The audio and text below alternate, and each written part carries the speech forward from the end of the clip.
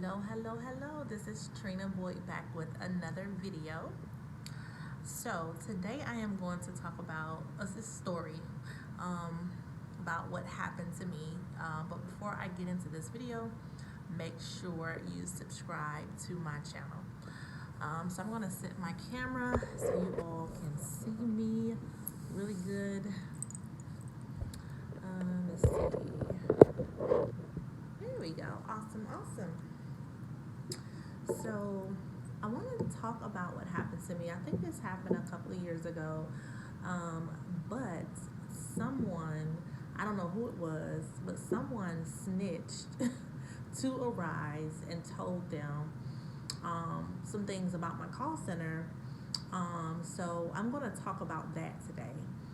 So about 2 or 3 years ago, maybe 3 years ago, I got a call from someone from Arise. I think it was someone in compliance. And the lady called and she was saying how, I guess someone reported my videos, my YouTube videos on Arise. So it was like 2 or 3 different complaints that she had for me. So the first one was one of my videos that I was doing, and this is really good information for people who don't know, because a lot of times that we don't know exactly what the protocol is with the Rise. We don't know exactly what we can and cannot do as an IBO. So I want to kind of help somebody with this video by telling my story. So basically she called me and she emailed me, and she was saying someone reported my videos. We see your videos, YouTube videos. And I'm like, okay. And she was like, well, one of your videos is you're showing our portal basically inside inside the Arise portal. So that's what she was saying. She's saying you're showing inside the Arise portal. You cannot do that. So basically on one of my videos I actually do a full video on step-by-step on how to register to use the Arise platform. So with my orientations that I do on Thursdays, I record them, and then one of the time, pretty much more than one time, I've uploaded it to YouTube to be able to help someone else. But during my orientation, as I'm going through everything, talking about Arise, talking about the benefits of Arise, basically helping Arise too, and towards the end of my video, I actually go into the Arise portal and show them the different jobs that they can work for. So she was saying you cannot do that. You have, 24 hours to remove the video, or we will shut your call center down. That was the first thing that she came to me and said. So I was like, okay, I'll go ahead and remove the video. It's not worth getting shut down because of someone snitching and going and telling Arise telling Arise what's going on. So after that, she was like, oh, and another thing is that you cannot use the client's name. So I have seen this, and I've seen other IBOs tell me how they've seen other IBOs use the client's name. So when you are promoting the opportunities to people and you're promoting this information out on social media, you cannot use the client's name. So if you're quote unquote doing the tax client, which I can't say their name, but if you're doing the tax client, you cannot say their name. So it's a violation if you're an IBO. I mean, if you're an IBO, of course, if you quit Arise, you don't have to, abide by whatever it is. But basically, if you cannot use the client's name.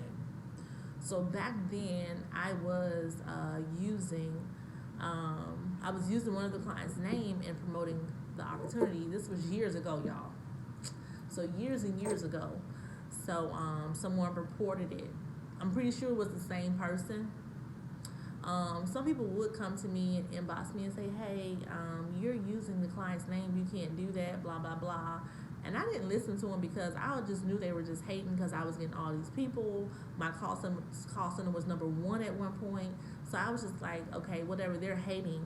And it's all about how you come at a person too. So when they inboxed me, it wasn't like a warm greeting. It wasn't like a warm message like, okay, from one IBO to the next, you can't do this. It was just seemed like it was coming from a place of jealousy or hate. So I didn't listen to them. But it could have been that person who reported it because I didn't listen to them, and I made it clear. So that was the third thing that she did say, what was going on, and the second violation. And because it was my first time and I didn't know, she did not do anything. Like, she didn't, of course, shut my call center down. But the third thing was an audit. So they did audit my call center. I think I did a video last week on this particular topic about Arise will shut your call center down.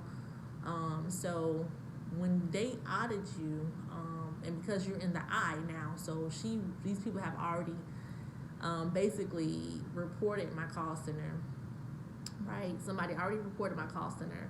So now she wants to audit. They want to audit me. So when they audit you, they want all your paperwork. So that's why I tell people, like, I've been through so much with the Rise. I've been through all the issues, technical issues. I've been through the audits. I've been through people reporting me. So I know proper protocol. And that's why when I do my trainings and stuff, I'm very knowledgeable about what to tell people and what they need to do. That's proper paperwork that they need in order to register with the Rise. People are registering wrong as an IBO with the Rise. They are registering wrong. When I say wrong, they're actually preparing the wrong, incorrect paperwork with the Rise. So when they audit you, what are you going to do? So when they audited me, of course, I had my paperwork in order.